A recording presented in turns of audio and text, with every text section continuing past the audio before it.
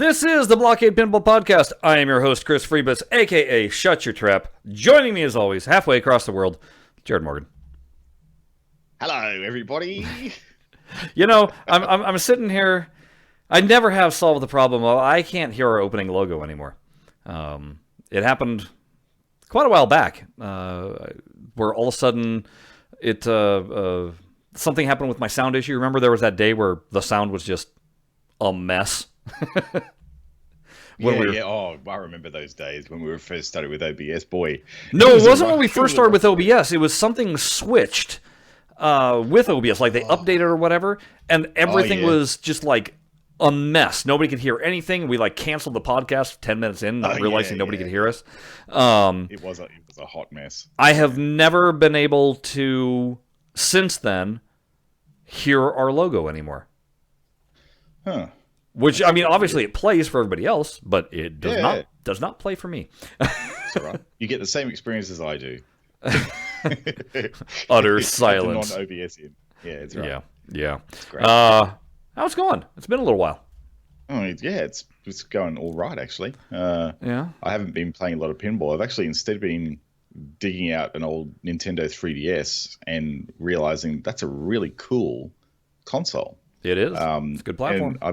It's a really good platform. And I've been playing Luigi's Mansion 2, which is a really, really fun game.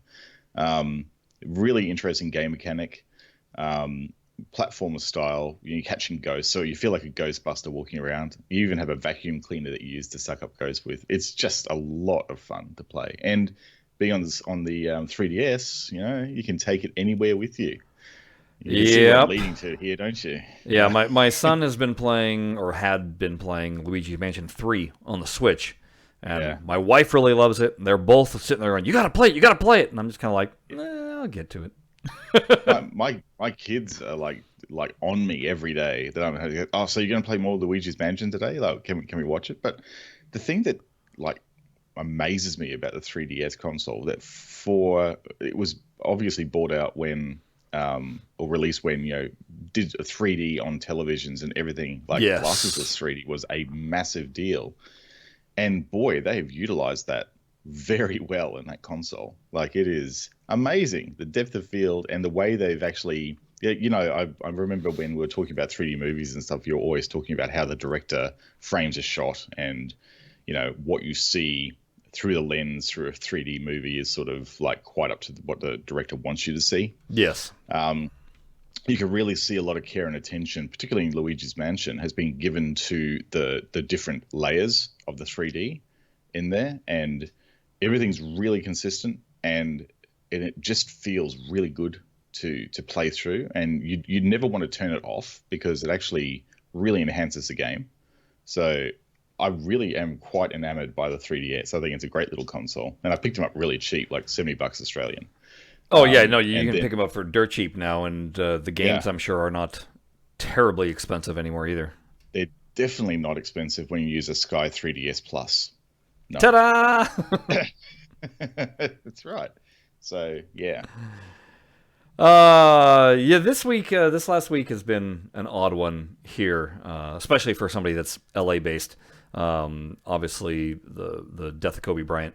I didn't expect that to hit me. Yeah. Well, I shouldn't say I didn't expect it to hit me. I didn't enjoy being hit with the grief that I got hit with, and it was like, it's one of those things. You never know when certain famous people die. You never know how it's going to affect you, because there's plenty where you're just like, oh, that's sad, that's a shame. And this one, man, it just hit me in the feels big time. And I think it has to do probably with the fact that his daughter was only a year younger than my son. Right. So it's like, I know where that is as a parent or whatever, and that kind of stuff. So that this whole, and then all the radio stations have been just like, it's all it was, wall-to-wall coverage, and just, you know, dealing with the grief and everything. And then throw on top of that this lovely trial without witnesses that we got going on right now for our impeachment.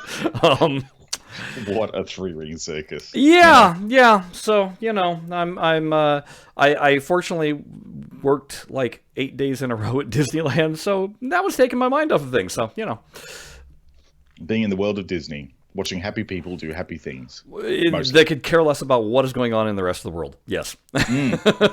Exactly. And that's kind of a good place to be. Sort of isolate you in a happy place. And right, where people, I mean, and even if people know what's going on in the world, they don't want to talk about what's going on in the world because they're at Disneyland. So, yeah. They're at Disneyland, and it's amazing. And they just want to have your photo taken in front of something cool. Exactly. Speaking of things that are kind of cool. Something cool. Yeah. Something cool. So, you might remember, all folks, last podcast, me putting out a plea for back glasses that fit my monitor and looked better, and realizing that nobody was probably going to do that, but I pleaded anyway. And then it took all of about 2 days for me to go, well, I can probably do something myself. So you finally did it. Like, I remember the last podcast, you go, I don't really want to do it. That was exactly. I didn't really want to do it. And here we are. Yeah. So here was the thought process, folks. I had obviously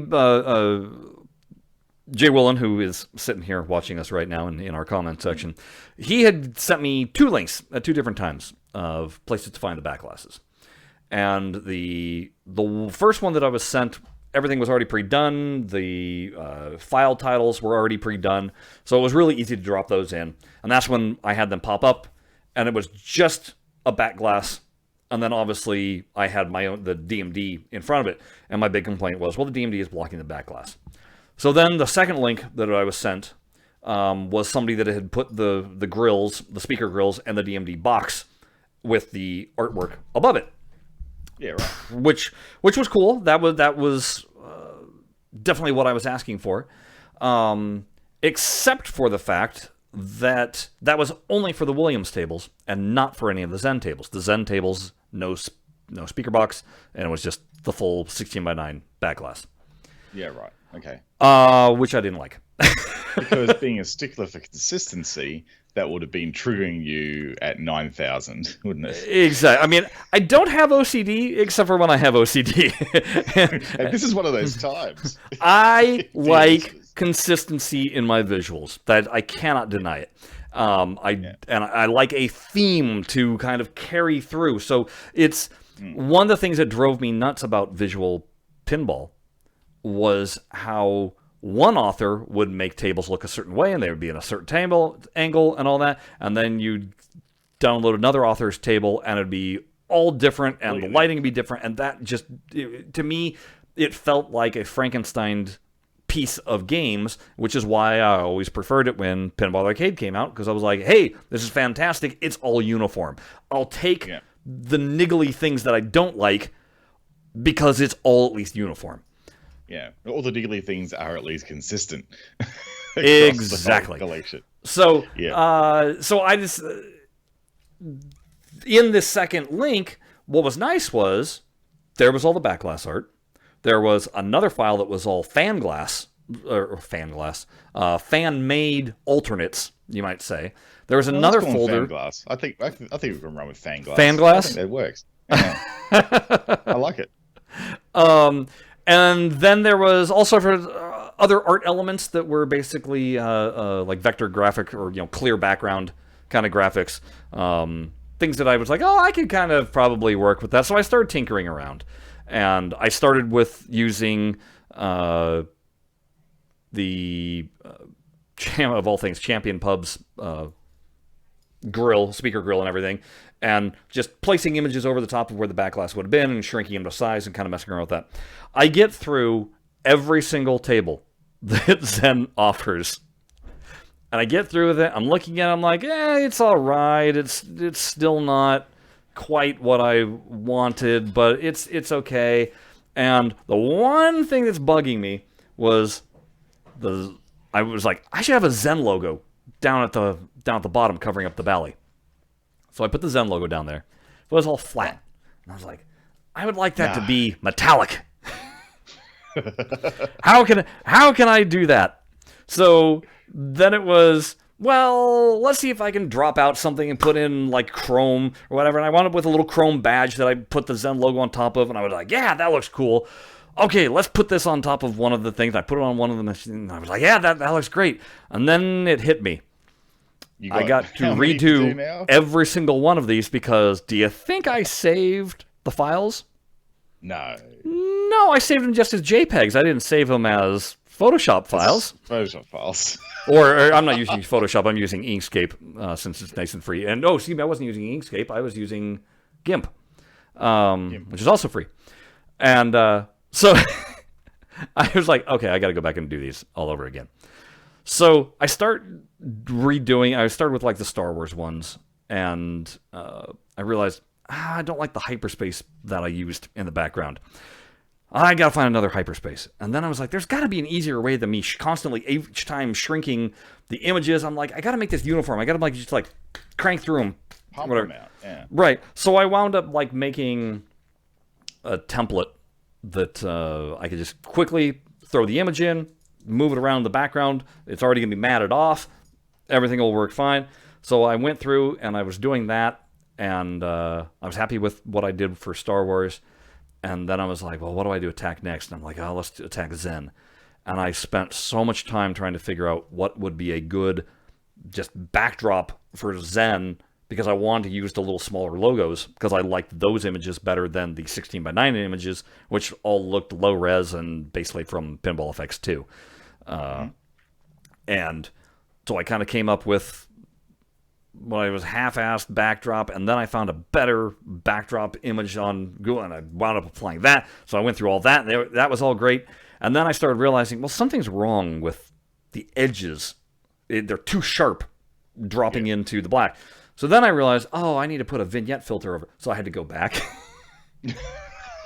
I wasn't too deep on it yet, but I had to go back. Luckily, put a vignette filter. I did it on all the Star Wars tables. I did it on all the Zen tables, and then I did it on the Marvel tables. And by the time I got done with the Marvel tables, I was like really flowing and going, yeah, I know what I'm doing now. This is great. And then all that was left was the tables that I liked the back glasses for, and just kind of manipulating them into place. And so all of a sudden done. I had them all done. It was like, I like them. They look good. Posted them. And it was like, okay, this will work, and I started getting some positive feedback. And then Jay Willen popped on, and he was like, "Well, but do you have them for a 4x3 monitor?" No. And I just said, Jay, if you want to create them for a 4x3 monitor, here's the files. And you can, I'm sharing this file with you. You can resubmit it. And, dude, he banged them out in less than 2 hours. Oh, there you go. What a legend. Yeah, so he put them up there. So what is available are back glasses for a 16:9 monitor, but with basically window boxed in almost a 4x3 size. Or you can download the 4x3 versions that Jay was able to hammer out, make look good. If you are somebody that wants a 16:9 stretched with no window box, you're out of luck. Sorry. Yeah. Too bad. So sad. Too bad. So sad. But you can, the link, you can actually download it. Jared's got it in front of him. I just pushed it into the He just Slack pushed it then. into the slot. So it's BlahCadePinball.com/zen-backboxes. Again, BlahCadePinball.com/zen-backboxes. You guys are all free to download those, use those if you want to use them in a stream. I don't care. I did not create any of the artwork. That's my whole thing. I purely assembled what others had done. So I'm in debt to those that had already done all the hard work. I just rejiggered the pieces into something that made me happy. One thing we should probably do is put a credits file in that share to credit the people who actually did make them originally, if we can find out who they are. Yeah. Jay is saying that, Hercules does look odd, and he looked odd in both pieces of art that I actually had. So I blame Zen, because they're the ones that I believe created the initial art file. Oh, right. Well, you share these on Twitter, and Zen went, these are pretty good. Right? I'm like, hey, guys. Yeah, exactly. So maybe Zen will get a good idea and maybe eventually put out back boxes. I just wish that they would do it for the Williams, make them animated like they should be. With Light Show. Yeah, with the flat, yeah, but that would require interesting tech, wouldn't it? For the back blocks. But yeah, you're right. That would be pretty cool. Yeah. Mm, So anyway, those are out there. They're available. Have at them if you will. I'm happy to share, mm, giving back what I can. yeah, that's Uh, very good. They look great. yeah, Yeah. I think so myself, and I'm happy now because now I can play them that way, the way it should be. No, you're not triggered No, not triggered much. Well, at least for a few more months. That's right. Let's move on. I got to get my file up here so I can actually read it. So, we haven't done one of these in a very long time, and that is a list of games. Because, Oh yeah, the game lists. Yeah, I remember these. yeah, we used to do game lists all the time, and this would be when we were speculating about what should be coming up, and it was always with Pinball Arcade, and then we kind of did it with, hey, here's what's available for Zen, when we were figuring out all the unlicensed DMDs.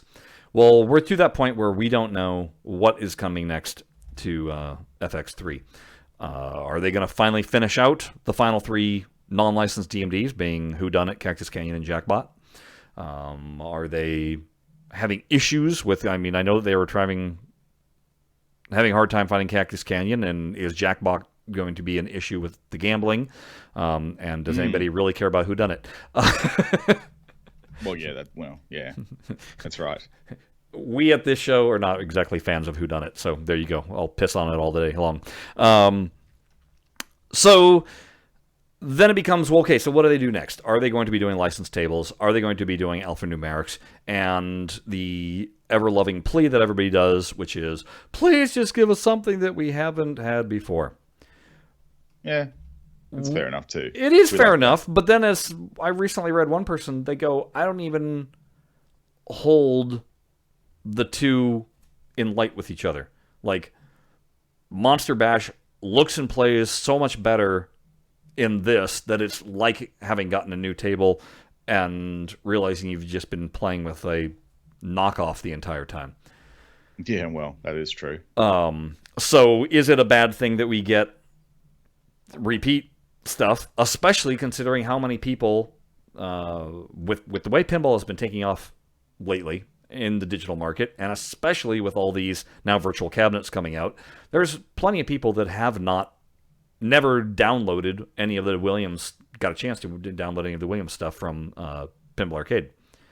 So to them, this is all brand new.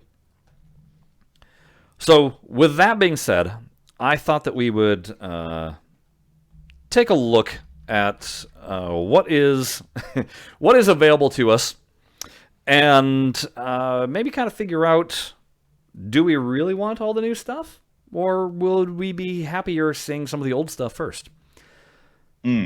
That's right. So let's kind of start with the DMD machines. And I'm just going to rattle off this list. Here's what is left. For licensed DMDs. You've got Bram Stoker's Dracula, No Fear, Star Trek Next Generation, Terminator 2, Addams Family, Doctor Who, Indianapolis 500, Judge Dredd, Scared Stiff, Twilight Zone, and World Cup Soccer. That's what's left of the licensed. Excuse me. What am I saying? Those are the things that were in TPA. Right. Okay. Got to get my bearings. That's what was in TPA. What is left is Congo, Demolition Man, Dirty Harry, Flintstones, Indiana Jones, Johnny Mnemonic, Corvette, Gilligan's Island, NBA Fast Break, Popeye, and The Shadow. So I kind of decided I need to figure out, what are my, there's only 11 tables there on both ends, but what are my top 10? What order would I want to see them in most? And I did this basically for both what is already in TPA, what are my top 10, and what would be new to us, what are the top 10, and then kind of comparing the list, figuring out, well, would I rather have this before this, and kind of going down there. And so this top 10 list is kind of funny, because like I said, there's only 11 tables, but here's the order that I put them in. So from Pinball Arcade, my top 10 would be Addams Family, World Cup Soccer, Dracula, Twilight Zone, Indianapolis 500, Star Trek, Judge Dredd, T2, Scared Stiff, and No Fear, in terms of the order that I'd want to what I'd prefer to see first. Let's put it to you that way. Right. Obviously, not making that list then would be Doctor Who, which, I mean, it's all right, but I just never, I don't know. It just kind of fell off the list in terms of where I'd want it, and it was only top 10. As far as the stuff that hasn't made it yet, obviously my number one is NBA Fast Break, and then Indiana Jones, Dirty Harry, The Shadow, Johnny Mnemonic at number 5, Demolition Man, Corvette, Flintstones, Congo, and last would be Gilligan's Island, and not making the list would be Popeye. Popeye, yeah. I'd probably put Demolition Man a little higher than that because I've played a lot of it, and it's got a lot of depth to it. And that is part of the thing. Some of these tables I don't have a lot of experience on, so that's where it's Johnny's a weird one. It never really clicked with me, although that just may be my personal opinion about it. But yeah, definitely Demolition Man. It's got heaps of potential in it. So yeah, it's a lot of fun, that game. So from there, I then basically went, okay, let's go down. Let's compare these two lists, and let me ask myself, what would I want to see first come into Pinball FX 3? And for me, real quickly, it became, well, I'd have NBA Fast Break as my number 1. And then, yes, I would have it above Indiana Jones, which I have as my number 2. That's how much I like NBA Fast Break, folks. Indiana Jones, that's pretty high. I mean, NBA Fast Break is not that deep compared to Indiana Jones from a modes perspective and from everything. No, so but it's incredibly fun. Would be cool. Yeah, I mean, Indiana Jones, for me, it's one of those tables where it beats me up a lot, and so I've never really gotten deep into it. I appreciate it, and by all means... It's a hard table. It is a hard table. Ramps are like mountains. Yes. Yes. Yeah, and by all means, I would love to be able to... Yeah, I'd love to be able to have an unlimited amount of time to just, sit down and play with it. But NBA Fast Break has a really deep soft spot in me for it, so that's where that's... So, NBA Fast Break, Indiana Jones... And then, interestingly enough, the next 4 tables would all have been from TPA. So it goes Addams Family, World Cup Soccer, Dracula, and then Twilight Zone. That would be up to number 6. Number 7, I'd have Dirty Harry, and then Indianapolis 500, and then rounding out would be The Shadow and Johnny Mnemonic. So those would be my top 10. And, interestingly enough, it's 5 new ones, 5 old ones. It's a good mix. Which I didn't plan. It wasn't like I was like, I have to have 5 and 5 of each. No, I literally went through the list and went, which would I rather have? And whoever won, then I went down to the next spot and I went, okay, does this one, beat out the other? And that's how I kind of formulated this. So that's my finalist for what I would want for the for DMD machines. DMDs, yeah. Now we get into the interesting part, which is alphanumerics.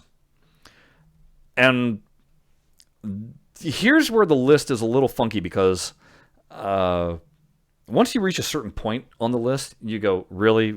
Do I even need to include that table on the list? Because you know that you're not going to really want that table over a bunch of the others. So here's the example. Well, I'll just real quickly rattle off. This is what is in TPA. Bonsai Run, Black Knight 2000, Black Knight, Bride of Pinbot, Centaur, Cyclone, Diner, Earthshaker, 8-Ball Deluxe, Elvira and the Party Monsters, Fathom, Firepower Funhouse, F-14, Gorgar, High Speed, Paragon, Pinbot, Sorcerer, Space Shuttle, Swords of Fury, Taxi, Whirlwind, and Xenon. That's what's in TPA currently, and it would be going up against, it's kind of a short list, Bad Cats, Big Guns, Comet, Embryon, Fire, Flash, Grand Lizard, Jokers, Medusa, Mr. and Mrs. Pac-Man, Police Force, Riverboat Gambler, Road Kings, Roller Games, Space Station, Vector, Radical, Pool Sharks, Bally Game Show, Mouse and Round, Strange Science. So basically what I did was I took pretty much all the System 11 tables, threw those into the mix, and then kind of handpicked some of the earlier tables that are popular. But you'll notice, like, I didn't put Future Spa in there. I didn't put... Transport of the Rescue. Exactly. Yeah. There's all sorts. It's actually a fun game, that one. Like it's very much like Flight 2000 in its locking mechanism, and it's it was kicking my butt at Netherworld. I've managed to play it. But I'm also trying to think of tables that would make sense for Zen to do and put graphics on, enhancements on. Yeah, Transporter would be a weird one. Yeah, so that was kind of the thought process. And then what I went and did was I real quickly crossed off some tables that I was like, I think we can all agree that these are not going to make the cut right off the bat. So, like, for instance, I eliminated Fathom because it's essentially 8-Ball Deluxe reversed. What about Big Guns, though? I crossed off Big Guns, and I crossed off Grand Lizard because, I don't know, I don't really hear a lot of people ever clamor for either of those. I grew up with Big Guns. Did you? It was one of the first, yeah. And it's like any System 11. It's all about locking balls, but the fact it's got 2 catapults on it, and they actually cross-shot, there's some interesting things going on in that game. So it's a 4-flipper game for one, so it's got lots of flippers, just like no pop bumpers. No pop bumpers. No, it's one that doesn't have pop bumpers, but it's got a lot of drop targets on it. So I mean, granted, I'm personal bias. I'm crossing off things too that I don't have a lot of experience. Like I crossed off Road Kings. Again, nobody clamors for it. Space Station. Well, would you rather have a space shuttle or space station? The answer is going to be space shuttle. Oh no, no? Space Station actually. I've really? played Space Station. It's a better game. Yeah. Interesting. Yeah, it is. I had fun with it. Yeah. I crossed off Pool Sharks. Who even knows about Pool Sharks? I haven't played it, although I'm sure there's people out there going, "Oh, Pool Sharks is the best game ever." Right? I crossed off Comet because I'm sorry, Comet is a sucky, slow game. It's really boring. No, Hurricane is the peak of the theme park games. Well, I mean, I'm fine with Cyclone. I left Cyclone in. But if you had to make a choice between Cyclone and Comet, you're going to clearly pick Cyclone every single time. Yeah, Cyclone's better. Yeah. I crossed off High Speed because we already have High Speed 2 The Getaway. And it's far better. Same reason I crossed off Pinbot, because if we get Jackbot, it's the exact same layout, but better rules. Better rules. And just better everything, really. Yeah. I crossed off Gorgar just because I don't see it making sense as a Zen game. No, it was relevant with Pinball Arcade because it did have historical significance. Exactly, but Zen's not going for history, so that's why they're going for fun. Exactly. Yeah. So, based off that list, I created once again my top 10, and it goes a little something like this. So, for games that are currently in TPA or were currently in TPA back in the day, you can still buy the license from Arcuda. Yeah, that's true. They just advertised. Yeah. We'll talk about that in a moment. But so number 1 for me, Whirlwind, then Centaur, 8-Ball Deluxe, Funhouse, Bride of Pinbot at number 5, F-14, Diner, Earthshaker, Space Shuttle, and Firepower. Those would be my top 10. And then of the games that haven't come out, I go number 1, of course, Roller Games. What a surprise. What a surprise. Who would have guessed it? I swear, somebody better send me some Roller Games merch. Number 2, Mousing Around, then, which is such a better game than Bad Cats, so screw you, all you Bad Cats folks. Mousing Around for the win. Vector, which is an odd one. I know most people have never played it, but it's really a lot of fun. Me and Norman at Farsight really had a fond love for Vector. Maybe it's only you two. I almost had him convinced to put it into TPA too. He was trying like mad. He really wanted it.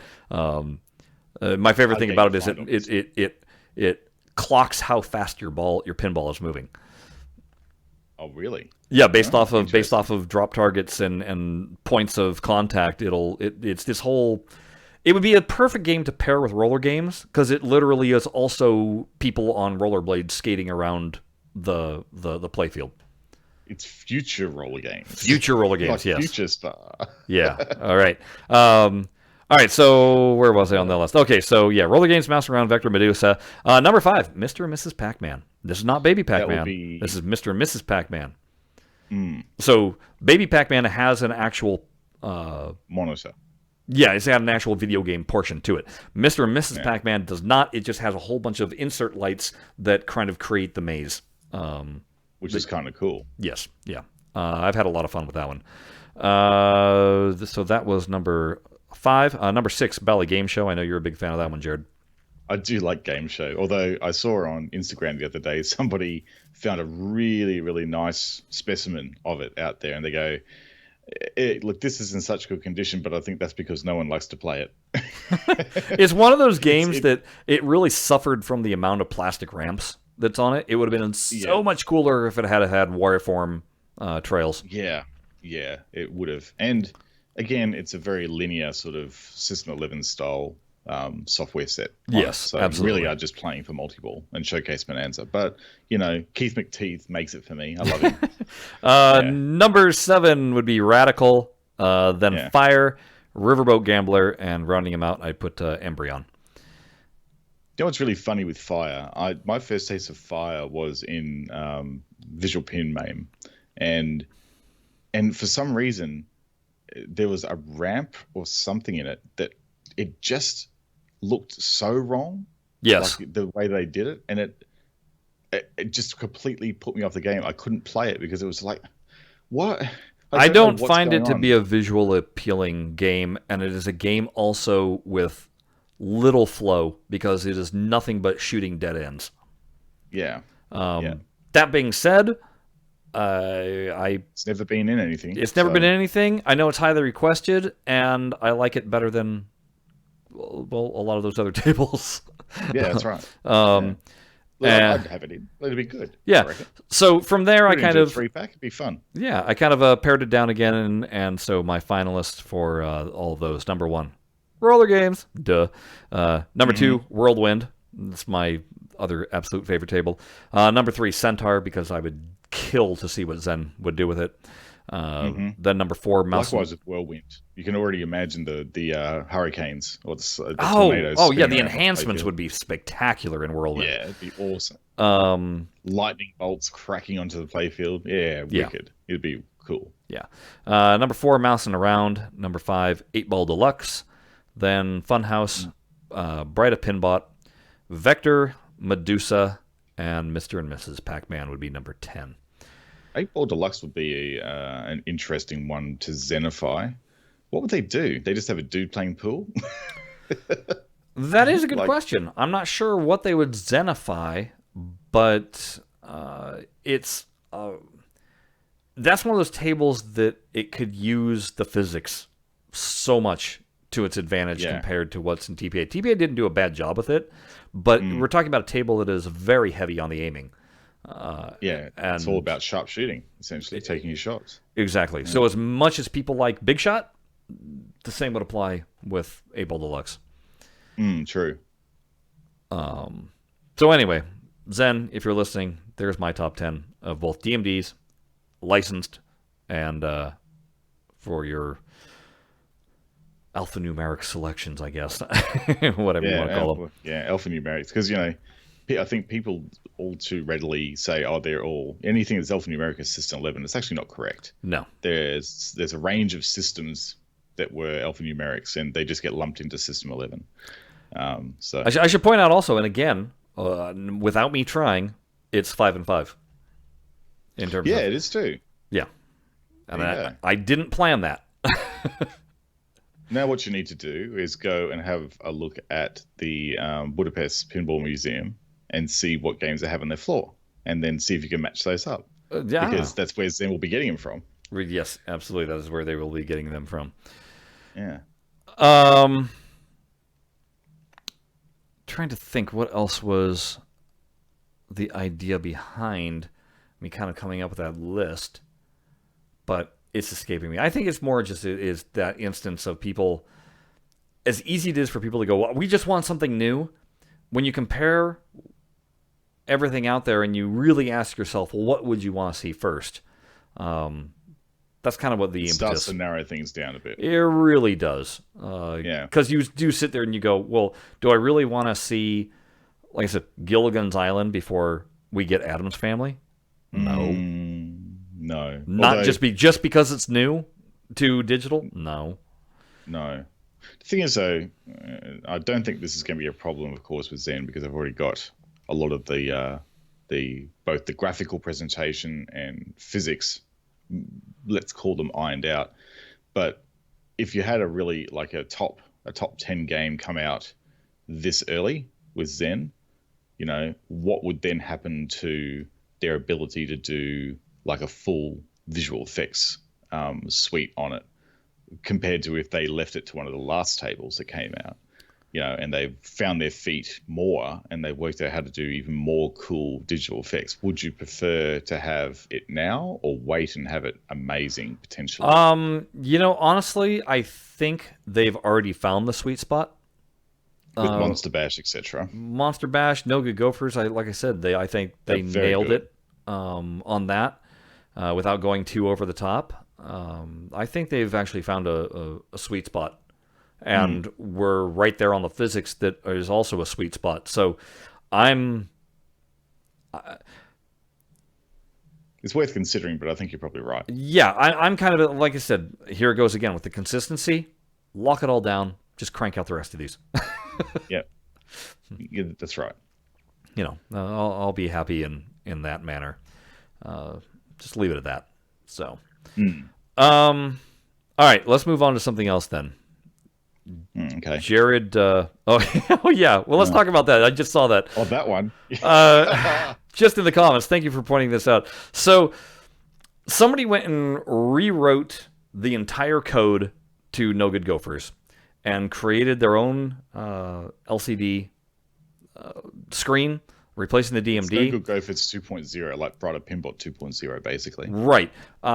Thing being, though, that since they replaced the entire code, replaced every single bit of audio, and no DMD, it's all their own. It's basically they don't have to suffer with the license. There's no copyright infringement going on. Correct. No.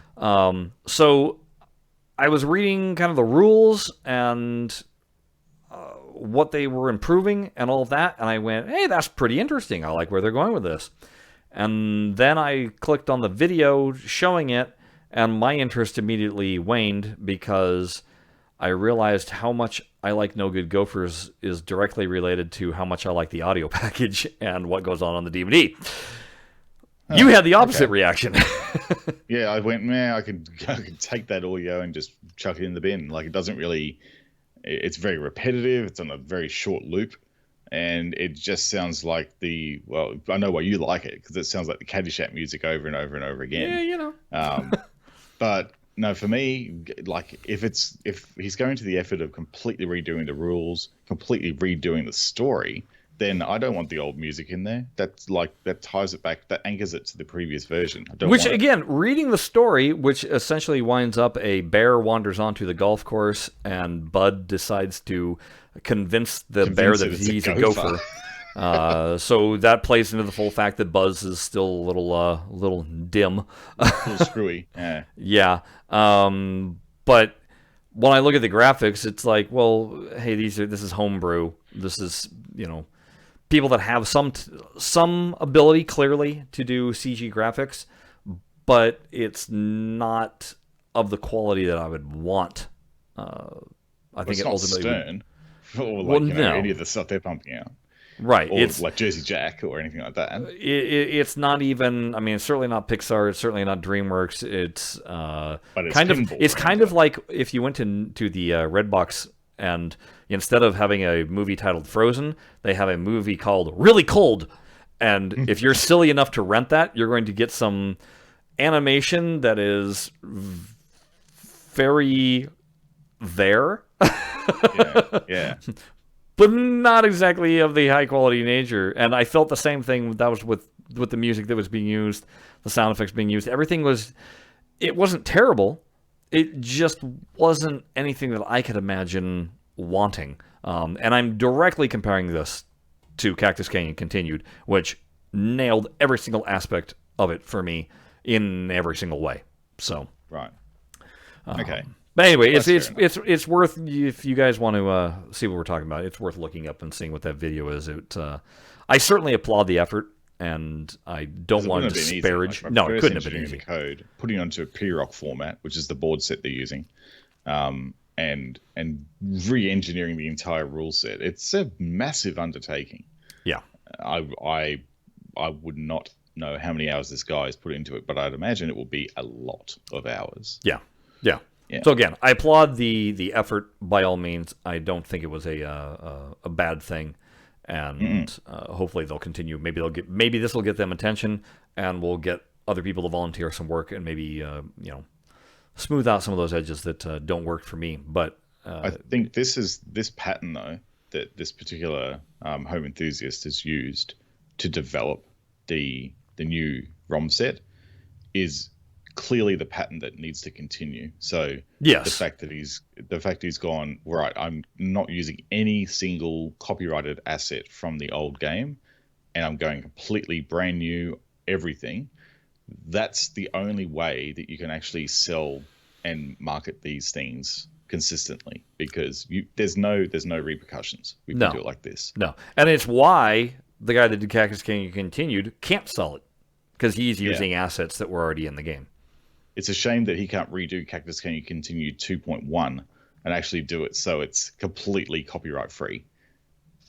Yeah, but that will be then very hard because of all the music and all the shared assets, and it will probably, for you, it will probably destroy it. Yeah, exactly. Yeah. So, but it's one of those things where it reminds me of somebody had transformed a giant mnemonic into the Matrix completely. I mean, full DMD, music, playfield, everything was converted to the Matrix. I never saw it in action, never heard it, but it certainly intrigued me. And so that's why this also intrigued me in the same fashion.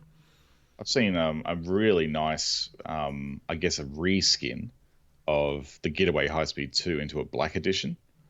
It looks amazing, like the work they've done on it. So it's not changing anything with the playfield, etc. But it's like this black edition Getaway High Speed 2. And then there's another one that they've turned it into Mad Max Fury Road edition. Oh. And they've even like custom modded the shift gear animations to say "kick it in the guts" or something like that. Very Australian, and it's pretty cool. They've done some DMD hacks to it to make it a little bit more Mad Maxy. But it's very cool. You know, right now, sitting here, I'm going to do what I never should normally do, but I'm just going to do it anyway. Sitting right here above my computer monitor is a Mad Max Fury Road poster. Right. Yeah. You know, I'm a fan. Hey, wait, focus. What did I do? I screwed up things. No, it's fine. Oh well. Oh, there it goes. All right. Sort of fine. Back to here we go. There it goes. Yay! Success. Victory gum. Yeah. If anybody gets that reference, bang on. I don't. It's something that we say in our house all the time. Okay. Yeah. Is it? There's a thing on the subject of things that you only say in your house. There's a thing. It's actually called familect. It's a family dialect where only you use it in your family. So yeah, it's called a familect. Well, this is from a very popular show that would be popular among kids because it was animated. And I'll give you one more hint. Okay. We'll give you one more hint. We just throw it out randomly. This is why it's a family thing. But so apart from saying victory gum, we also do nostrils on the bus, which makes no sense to you. But again, if you get the reference, bang on you. Good. Okay. Jared shared a video with me. This is fun. We're going to try and be not too catty. Nice as we can be. Not too mean, but it's going to be difficult. Yeah. Okay. So you set it up. I'll set it up. So, as part of the Choice Shock digital pinball fan page run by Patrick Walton, there was a community member who shared a link to a video in there, and the YouTuber goes by the name of Scar Arm Productions. Now, Scar Arm was at CES, and he sat down with a Mr. Robert King from Farsight Studios, who we know as Bobby King. And he got to talking about the current offerings, the sort of future offerings, and had a bit of discourse with Bobby for about 14 minutes in the video. And about 2 minutes in, I stopped the video and I copied the link and shared it with Chris, and I said, "Have a guess what I'm finding amusing in." So, yeah, watching this video, it's it's clear as a bell that whoever's doing this interview, the Scar Arm guy, he doesn't have a clue about digital video pinball. No, which no, always really doesn't. which It's is his always a first big time. thrill for me whenever I listen to an interview of that nature.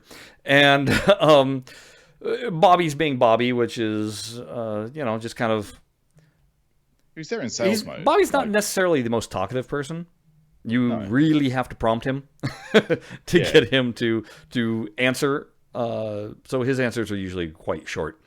But yeah, so he gets to the about the 2-minute mark, and Bobby, it's mentioned about, I think it was mentioned about the 1UP booth or whatever, and the other offerings that are out there. And Bobby says that essentially he thinks that they still have the best physics on the market.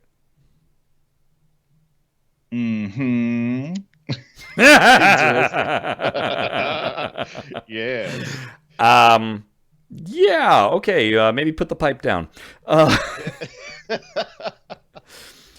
it's like, okay, you know what? I'm going to let it slide.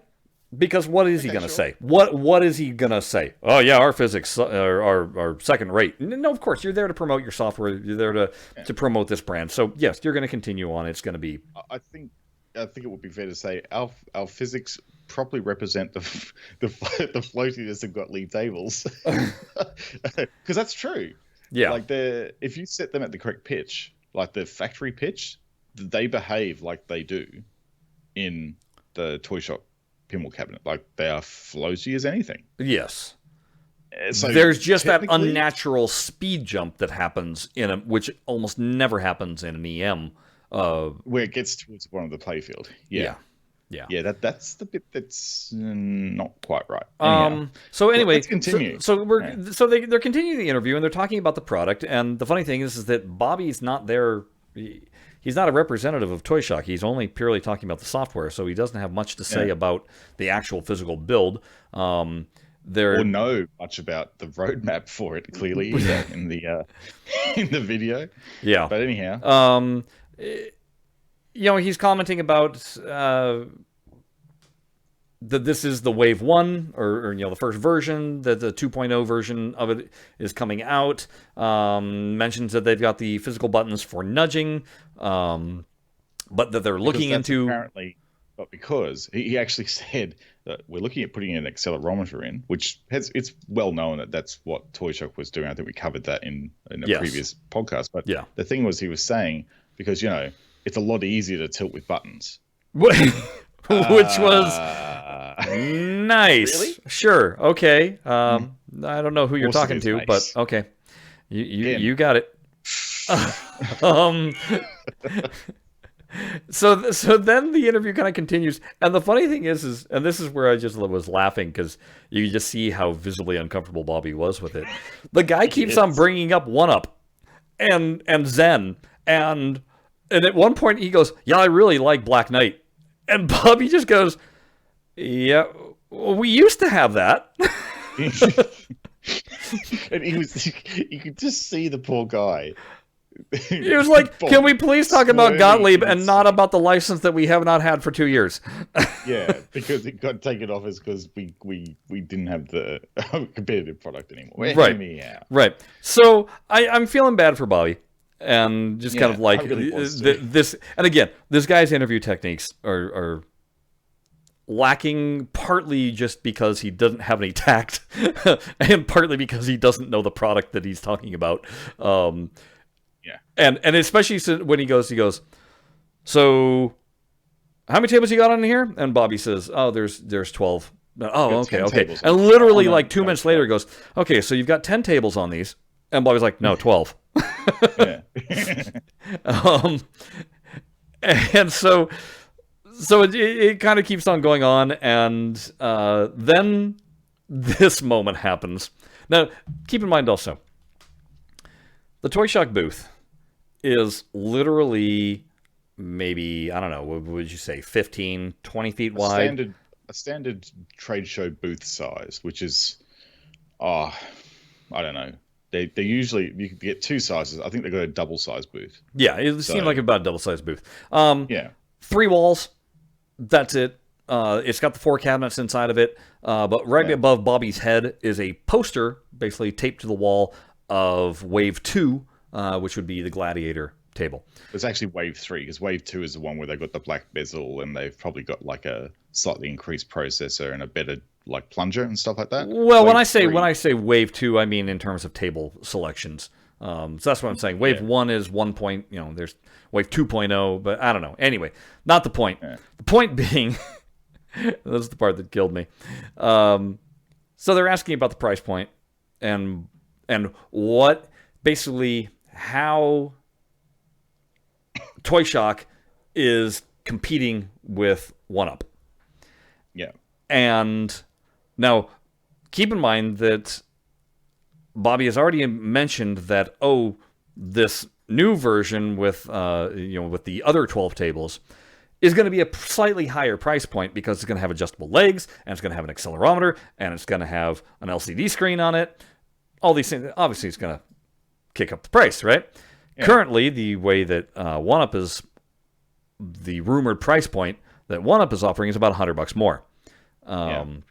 So you figure that the Toy Shock one is going to probably come in right at that exact same price point. About 500, yeah. Yeah, considering what's going to be involved.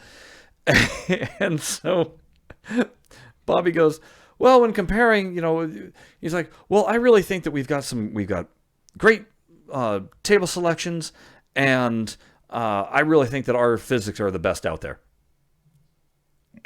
Again, with the physics. The thing is that the other thing that, like about midway through that video, he was explaining the table choices that were included in the Toy Shock product. And it comes out that, we include lights, camera, action because, it's not one of the most popular games, but I like it. But that's not the reason. Of tables. But that's not the reason. That's the thing. It's not the reason. The reason why you picked that was you only had 24 tables to pick from, and you picked all the alphanumerics and didn't pick any of the DMDs for a very good reason, because you didn't have a DMD on the thing. So it's not so much that you picked it because you liked it. It's you picked it because these were you had to. Yeah, you had to. This is. We only had 24 to choose from. So he's sitting there saying that basically he's like, well, I think we have a better price point and our physics are better. Here's the coup de grace. He goes, it's not just their physics are better. Excuse me. It's also that he thinks that the game runs better, that it's more efficient in running. He goes, because look, this is running on Android. Yeah, it's running on Android at 30 frames per second. To which I'm like, folks, have you not? I can pick up my phone and I can directly compare No Good Gophers between the TPA version and the Williams Pinball version. And guess which one's better? Yeah. No, and we've said this for years. If you listen to us, there is what Jared fondly referred to as data debt. And it was slowing down. Oh, technical debt is huge in the Pinball Arcade. And I don't know. I don't think they've done anything, because literally if you got to really listen carefully to the little nuggets that get dropped in this video, because Bobby said, this is what we've been working on for the last year. The entire year you've been working on this. This is it. Just this. I think it's been in their office on the whiteboard, and has an individual or two working on it, but I wouldn't say they were nonstop devoted, doing nothing but working on it. So the other thing too is, let's just circle back to the 30 frames a second. So folks who actually own a Wave 1 version of Toy Shock, and you're wondering why you have flipper lag, that's your reason. It's designed to run at 60 frames per second. That's the clock speed that Pinball Arcade is designed to run at, because the physics and everything need to be at 60 frames per second for the physics engine to understand how to interpret them. So you clock it at 30, you're going to have a bad time. I just can't believe that they released the product clocked at 30. Like, it boggles my mind that they thought that was a good idea. To which the interviewer in his summary later, he goes, I got a lot of hands-on time with it. And he goes, and some of the tables play better than others in terms of the flipper lag. And he goes, and the ones that do have more severe flipper lag, he goes, you kind of get used to it and plan for it. which is not a good way to play pinball, folks. You're supposed to be reactionary. You're not supposed to be like, wait, is this the one that I have to account for the flip lag on or not? I don't know. Yeah. Oh, hang on. I mustn't flip just yet, as I want to flip just yet, because, it's I've got to account for that flipper lag. Yeah. And then the industry-leading flipper lag. Yes. And industry-leading flipper lag. And then the other nugget that was dropped, the interviewer asked, so what's next? What do you got in the works? To which Bobby responded that he mentioned that they had lost the Williams license, but they're going to pursue getting it back. Oh, not only just that license, but all the licenses. Yes. So did you hear that? All that the licenses. That they've lost Stern as well. So, yeah. Bye-bye. Because you had to listen to it very carefully. But it's like, oh, yes, we'd like to get those licenses back again. It's like, yeah, well, I'm sorry. Pretty much hello Zen for Stern. It's you pretty much gave it away. But I'm just like, really? You think that you're going to get this back from Zen? How? No.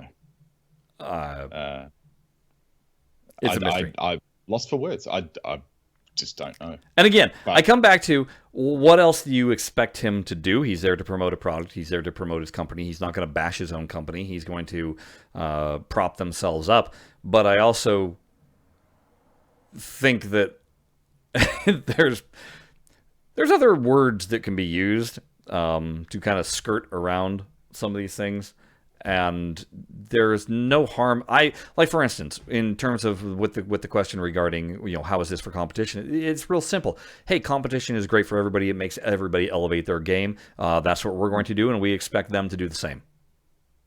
Yeah, that's an answer. That's how you don't just put yourself out there and say, well, our physics are better, because we've got an entire digital pinball forum that would say differently.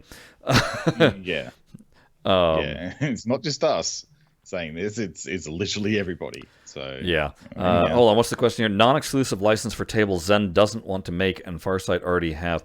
That would be the only other, and we've mentioned this before. That would be the only other thing, is maybe Zen paid for exclusivity for launch and for X amount of years, and that after a certain point in time, then Farsight would be able to have it back. In conjunction, like Zen wouldn't lose it, nor would Farsight. They'd both be able to put it out as such.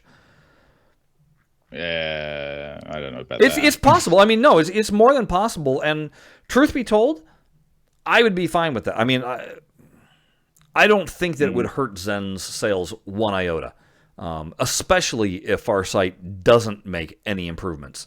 If they just reactivate the licenses for all their Belly Williams tables again, because they've now got the license to do it, and then start offering for sale again, no one's going to care. No. Like, they're going to look at the two products and go, no? How about that? Yeah. So, interestingly enough, there was one other question where they asked if this is the first time that a physical cabinet had been done. And Bobby says, oh, well, we worked with another company. Didn't name them. Yes. And theirs was about $5,000, so significantly more. Yeah, with another company, not named. Which, again, I get why you wouldn't name the company as you're speaking with your partners inside your partner's booth. Well, yeah. But that being said, on Twitter, Arcuda has been dropping hints. As a matter of fact, they're saying this Monday there is going to be the announcement about their next product. Here's what's weird. The picture that they showed actually had the T2 DMD displayed. They also went back and announced that, hey, you can still pick up the Arcuda Pinball Arcade, or you can pay for the entire license that would go into a cabinet, not just the Steam. So there was the Steam version that I think was $179. You recall? It's something like that. Yeah. I hit the wrong thing. See, this is what happens when I can't do keyboards anyway. Anyway, and then the other one was, I think, the $300 one that was for putting inside of a cabinet. So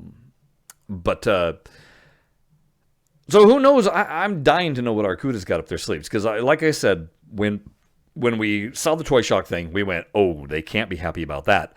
And then when we see the 1UP announcement, we're like, oh, and now they just got all their thunder stolen because they still have not put the product out to market. No, the Akuda Pinball Arcade cabinet has not been released. And it's been, what, 3 years now? 3 years. Yeah. Yeah. So that's a long time to sit on a product. And, we kind of know why, because it's been copied 5 times by the Chinese. Yes. And that's really shitty that that's happened, but it is what it is. And I know that Akuda put in, the reason why they haven't literally said anything about the product is that's what they have to do to protect it. Like, they can't put any single bit of information out, because as soon as they do, straight over to China and they produce it badly. Yeah. Yeah. And it tarnishes their name, which is really crappy. But it's also like the very market that they were targeting, which was licensed home use from the manufacturer game card games. Not MAME, not shady licensing, but fully licensing with the proper people. This is what Arcuda was basically touting, that they were going to be above and be better than everybody else, and then all of a sudden 1UP comes onto the market. So I feel bad for Arcuda, because it seems like it's one of these situations where it's like shit or get off the pot, and they're still on the pot. They really are. So I'm excited to hear what they have to come up with. I am too. Yeah, Monday. I'm dying, because it almost looked, by the picture, I almost got to say it looked like a vertical cabinet. Oh, like a Vertigo. Yeah, because it had a joystick and the screen was right there in front of it. So I'm almost thinking that they went straight for Vertigo. But maybe we'll finally get an announcement regarding what the software will be that's running inside of it. Yeah. Well, that's a very big question. I don't know.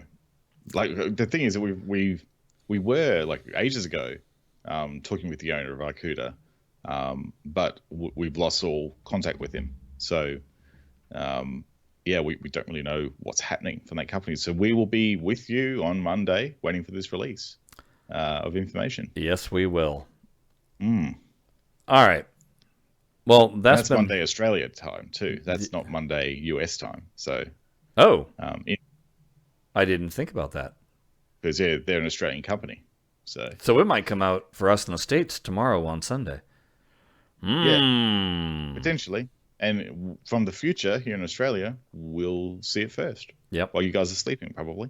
Unless they're smart and they time it for US daytime.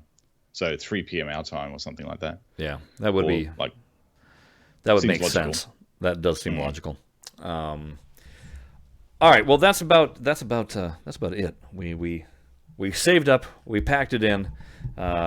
Lots of information to digest. These fortnightly episodes seem to work better rather than doing weeklies. Well, when we don't have a lot of information coming in. I think the weeklies will basically, if there becomes one of those instances where it's just like we keep on constantly getting hit with info, then we tend to just jump on and do it. But exactly. But otherwise, the bi-weekly is working mainly because my schedule keeps on. Sometimes shifting. I get Saturday, sometimes I don't. Yeah, that's right. Yeah. Hey, pop on over to the Williams Pinball app. There's another limited time challenges. Zen's been killing it with these. They've been dumping these limited time challenges, giving you every opportunity to earn table parts much quicker than normal. That's really good. Yeah. And there's even been some people that have popped on that are like, hey, I'm brand new to this, which was like our big worry. What happens when you got somebody new? And I've dispensed with pieces of advice, as have a couple of other people, and it's working for them. They're like, hey, I've already gotten to this point on certain tables and being able to play. So that's really good.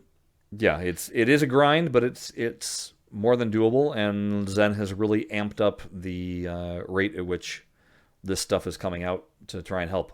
So I still haven't maxed out these last 5 tables, but I've also been slacking on how often I play. So that's right. There's also Jay William points out rightfully that there's actually a Reddit tournament happening as well. It's in week 3 at the moment, and I know that if you follow friend of the show Pinstrat Stan on Twitter, he's actually in that tournament as well, doing it. And yeah, so go and check out Reddit for that. We'll put links in the show notes for that. Yeah, that reminds me. I've played the first two, but I didn't. The second one, I only entered like twice. It's usually a 10 entry tournament, which is good, nice. Yeah, That it's not unlimited tries. Yeah, I really don't think unlimited tries is good. It's just like that's what when we were running the BlahCade weeklies tournaments, that was our format as well. In fact, we were pretty brutal. It was like one go and that's it. See you later. Yeah. And like that's really how actual pinball tournaments run anyhow. So it was pretty accurate. In well, most and cases. as I say, I think it separates the men from the boys, if you will. There are those that can consistently, no matter what, always score good, and then there's those like me who need quite a few tries to all of a sudden knock one out of the park, but I can't knock it out of the park every single time. Exactly. Oh yeah, good point, Jay William. It's just week 3 is just about to finish, so probably by the time this comes out, week 3 will be gone, but week 4 should be up and running by the time this podcast gets released. So yeah, check it out. Get your pinball. Get some pinball going. Pinball for everybody. All right. So that's going to do it. Yeah, count on us not being on next week, and we'll be on the following week. I think that'll be a safe bet to go there, folks.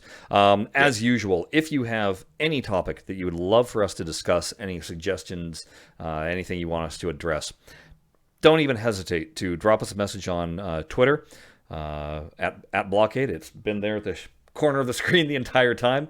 So make sure you follow us, drop us a note, let us know what you're interested in hearing about, or you can always drop us an email.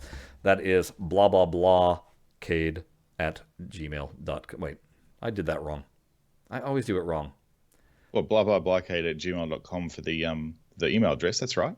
Oh, see, it's been so long. I'm rusty. You're thinking blahcadepinball.com/episodes for our website, probably. That too. Way to go, Jared. Oh, he's knocking them. What else can you pitch, Jared? Let's see. Go. What about the links for all of our sexy back glasses? You can get those on blahcadepinball.com/zen-blackboxes. There you go. All right, folks. It. I think that's it. That's it. Unless you want to buy a T-shirt. That's it, Redbubble. Yeah, do that. But I should actually point out, this might have actually whizzed past us because it was at the beginning of the show, but we actually had a Twitch donation made to us today. What? Yeah, we did. Zarkots kindly donated some cash to the show through Twitch. So thank you. Massive shout out to you, Zarkots. Thank you. Absolutely. Really appreciate it. Especially since we just had to pay for our website. Yeah, our domain. Yeah, come at a perfect time. So yeah, thank you very much. Fantastic. All right. So until then, I am done. I am out of here. And Jared, you can, of course, tell us what is going to happen next time on the BlahCade Pinball Podcast. You're 100% guaranteed to hear more stuff and things. There you are. What more can you ask for? Bye-bye, folks. See you later.